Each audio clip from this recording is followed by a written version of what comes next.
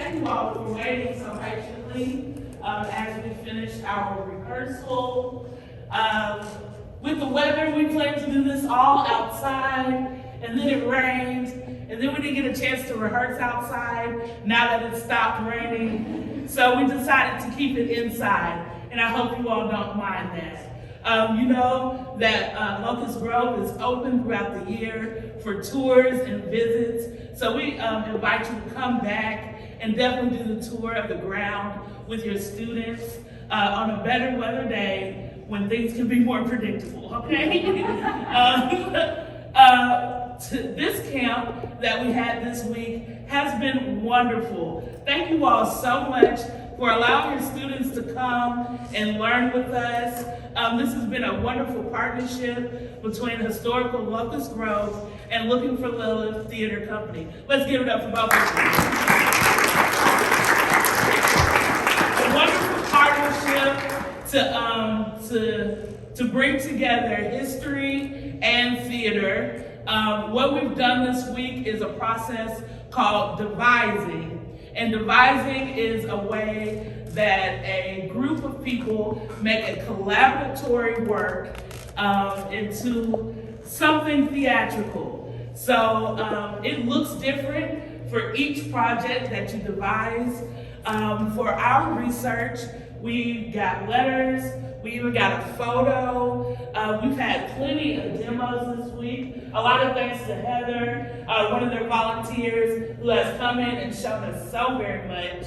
And we used all the knowledge that we gained this week to create scenes and put them together to have a beginning, middle, and end. And that is the goal. Please remember to visit Looking for Lilith's website. We have some more summer camps going on this summer. And also during the fall and spring, we have an anti-bullying program that you can offer at your schools, talk to your teachers, have us come in and do those shows. And without further ado, I would like to present to you a flash of the past at Historic Locust Grove at HLG.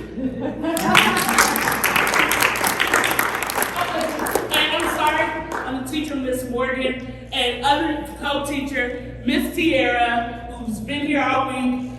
We're nobodies, but we did the work, and so give it up.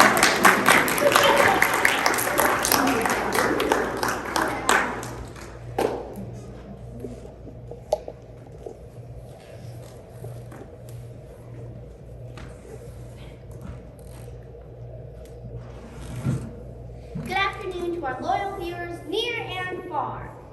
Thank you for tuning in to today's special program on HLG and Historic Locust Grove Network.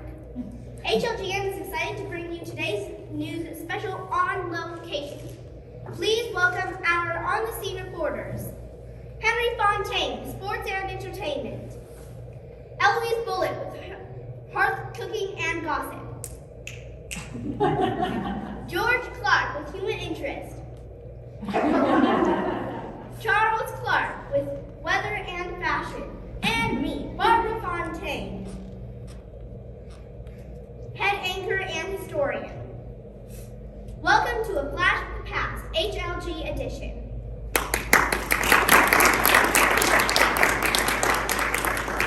Ladies and gentlemen, I'm getting an incoming alert. Let's go over to Charles Clark with the weather. Thank you, Barbara.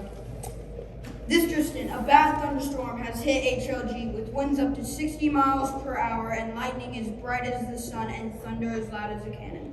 Lightning struck an oak tree on the west side of the house where the kids play. Poor little Nicholas was playing on an oak tree and slipped. A limb was sticking right out of the ground and Nicholas's eye got pulled right out of the socket.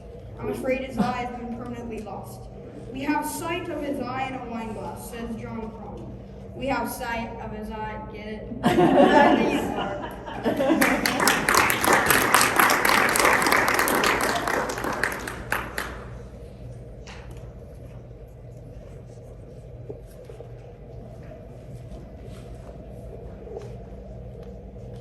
Today's historian highlight, let's take a look into Louisa's home. 8 people to a house and how the slaves lived. Locust Grove is a plantation. Plantation is a very large farm owned by a very rich family. The Locust Grove Plantation is owned by the Cron family. Now, the Cron house is much bigger than the house that the enslaved people lived in. The Cron house is 4 stories tall, and the average enslaved person's house is 2 stories tall. And in both of them, there's about 6 to 10 people living in it. How horrible.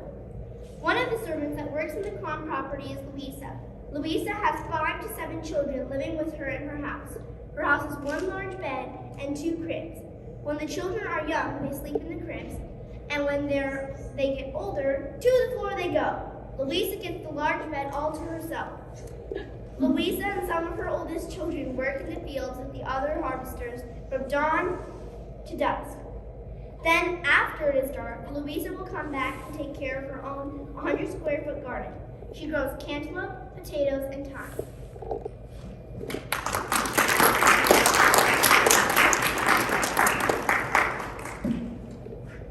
Next up, as much as we love factual history, we also love when people dish the dirt. Let's join special reporter Eloise Bullitt with the Telltales.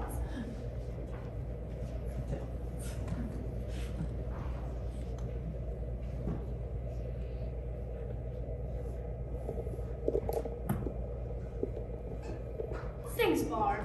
And boy, do I have some tales to tell. Love is in the air, and people are coming from everywhere to see the happy couple. Mr. and Mr. Wade were married early December. The drama started when Mr. Hughes was against the match. But Sally said she would die. Mr. Hughes gave in, and they were married the next day. Cousin Bessie mixed up the cakes and gave the brown sugar cake to the happy couple and the sugar cake to the enslaved people. But no one was mad because all of the cakes taste delicious. Anne returned from Cousin Eliza's. And that's all the tea I have to spill.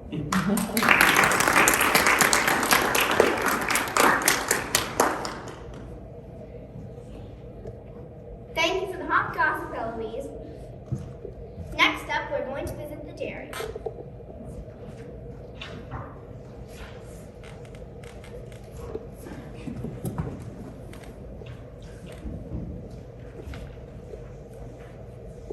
I know we're not supposed to be talking about this, but I think they should change the law. Yes, I want to learn how to bake and make cheese and all the other things and cook in her helpers with me. It looks like fun. It does look like fun.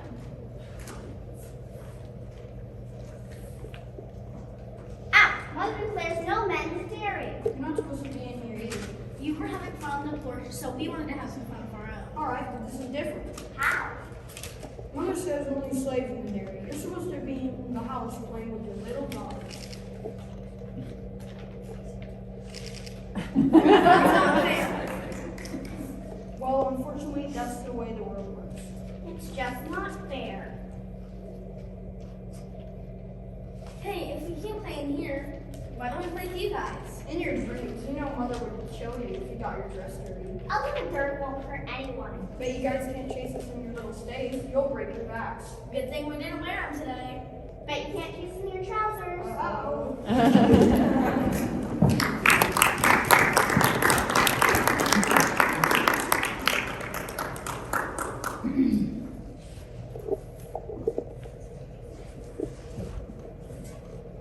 Joining us for sports and entertainment is cousin Henry Fontaine, who has joined the Cron family for the summer. Hello, Henry.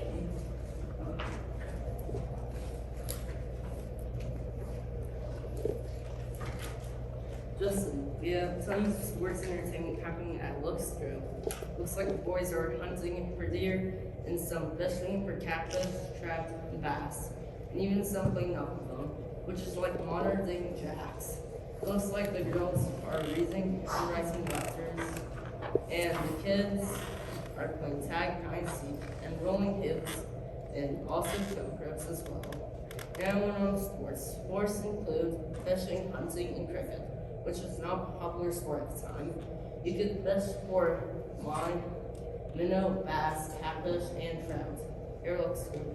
Or you could hunt for deer, rabbit, turkey, and other types of birds. Back to you at the studio.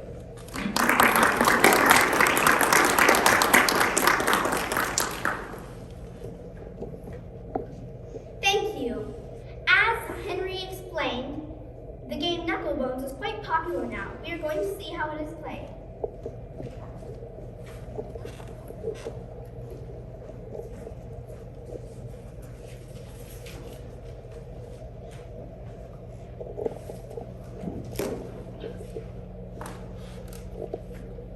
I'm bored. What do you guys want to do? Oh, I know what to do. Peter taught me a new game. It's called Knuckle Bones. Sure, can you teach us? Yes, I can teach you the game. Where's your nap? With us? No, he can't play with us. Last time he got in trouble. Why did you get in trouble? Because he was playing with us and not working. Father says time is money. Do you think Peter's okay? Yes, he is fine. I don't think it's fair to make people work for you. Yes, I agree. It's unfair that they work that way. Let's play the game now. This is how you play. This game's going wonderful.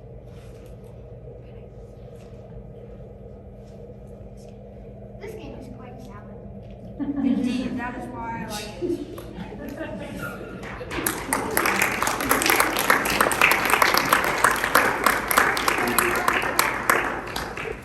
Very helpful.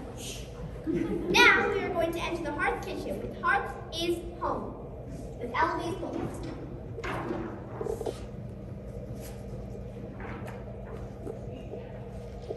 How did people eat at Locust Grove? From the farm to the table. Well, it was hard without ovens and knobs. I'm here to tell you how hard it was to put food on the table. I mean, hot rocks instead of an oven, a well instead of running water, and more than 15 people to feed. And they still had to feed their families. How would you feel if you spent all day cooking for a family that didn't even care about you, and you had to feed a family that you loved the scraps? Back in the 1800s, cooks would make food by the season.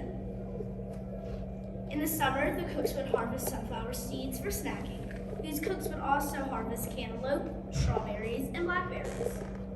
With the weather cooling down, Old Nan would be growing corn, wheat, and potatoes. With these cold few months ahead of them, hang meats like pork and beef was their way to survive these cold winter days. In March to May, Cook Robin and Cook Sam would cook and harvest lettuce and onions. Oh, and I can't forget without leaving and telling this HLNG's weekly archive recipe, which is Sunderland pudding. How you make it is simply whip 6 eggs, half whites, take half nutmeg and 1 pint of milk, and add a little salt, 4 teaspoons fine flour. Oil or butter pans, cups, or bowls. Bake in a quick oven for 1 hour. Eat with sweet sauce. Yum. Back to you, Barb.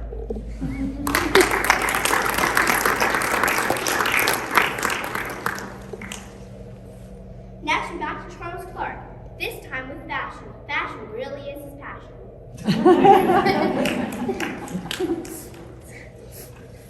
Thank you, Mark. Today we're at the Historic Locust Grove. Everyone is on their toes with special guests at the house. Everyone has their best fashion. In men's fashion, I'm seeing tailcoats, vests, trousers, and fellas, keep those shirts tucked in and buttons covered, if you know what I mean. And in ladies' fashion, we're seeing layers, layers, layers, and ruffles, not the chips. Ladies' fashion includes ribbons, bows, dresses, stockings, and bonnets. Some of the enslaved men are excited for new shoes for the summer months. Head guide Stephen Bishop, along with Humphrey and David, will be heading out to Mammoth Cave to continue mapping the cave system. Back to you at the studio.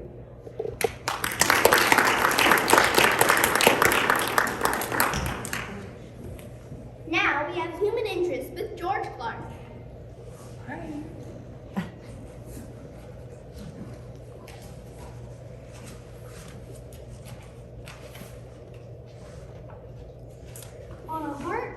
On a hot day in 1816, I would recommend a nice big glass of sweet, the old-fashioned Gatorade. Made of vinegar, brown sugar,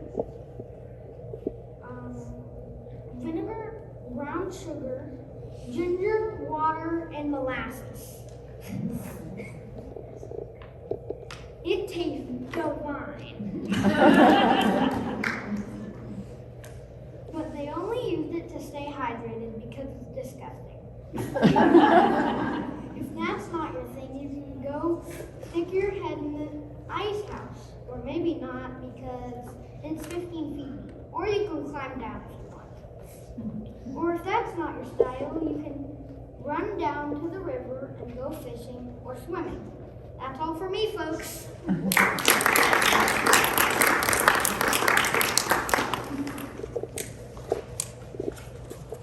Now, the moment you've been waiting for, we're entering the famous Kwan family's house into the dining room.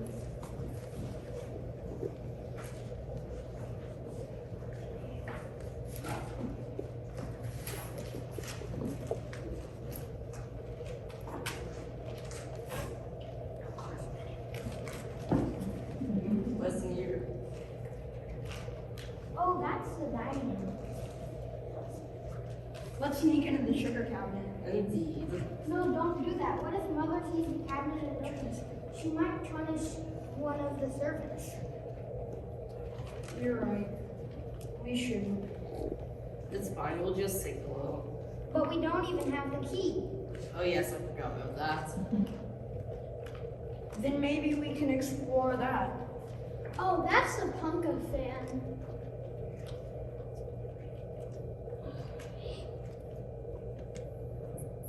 The servants pull it to keep the flies away and keep guests cool. Interesting, King Bullet. Mother says only servants can pull it. We will get in trouble. I don't understand why we have to sit around and watch all of the slaves do everything for us. Can you imagine if we had to clean this table after every meal? I think I hear someone coming. Let's go.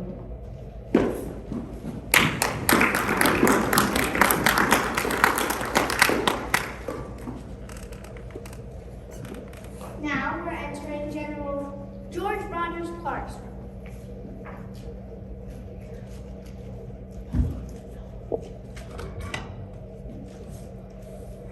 The journalist outside won't look in this room.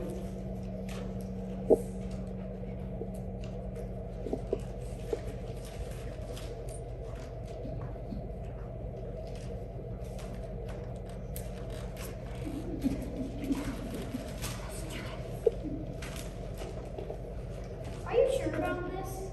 Yeah, sure, it'll be fine. If we get in trouble, I'm blaming it on you. Okay, let's Where are there two beds? I heard the parents say that kid takes care of the journal now. Who's kid? Kid is one of the most important servants since he's basically the journal's body. Oh, that's who pushes him around in that wheelchair. He also feeds him, clothes him, and cleans him. And he also cleans his bedpan. Ew.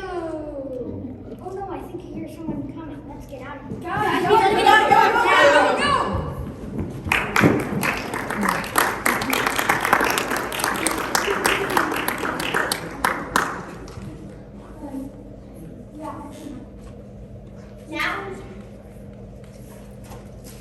Now we have human interest again. This time a special edition based on Jim Brown.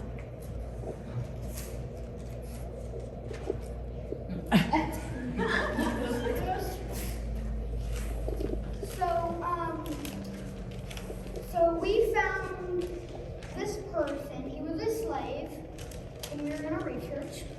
And his name is Jim Brown. So I'm gonna need you to pass this picture around. Okay? And then he lived in Locust Grove until he was 7. These are the jobs he might have done. Get water from the well, collect firewood, help feed the livestock, empty slop jars, hold the Punka fan at dinner. He worked at Mammoth Cave until he died of Parkinson's, the same illness that Muhammad Ali died of.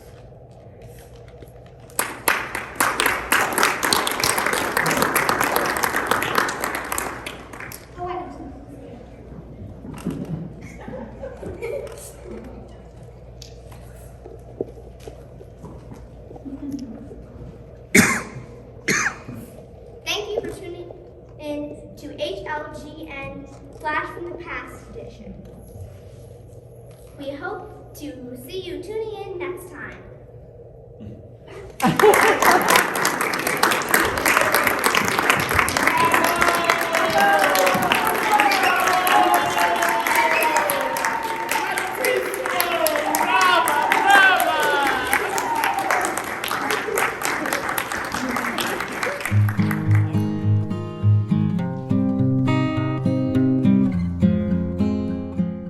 Three, two, one, go.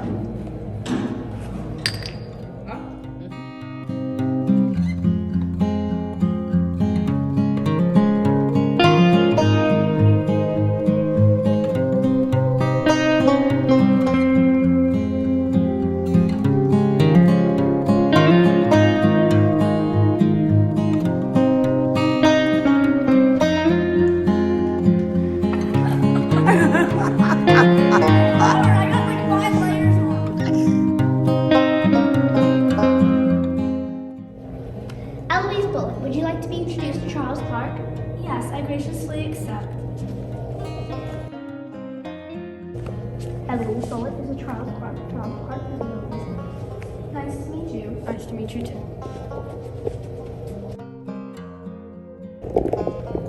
Miss Barbara Fontaine, would you like to meet George Clark? Yes, I graciously accept. Barbara Fontaine, this is George Clark. George Clark, this is Barbara Fontaine. Nice to meet you.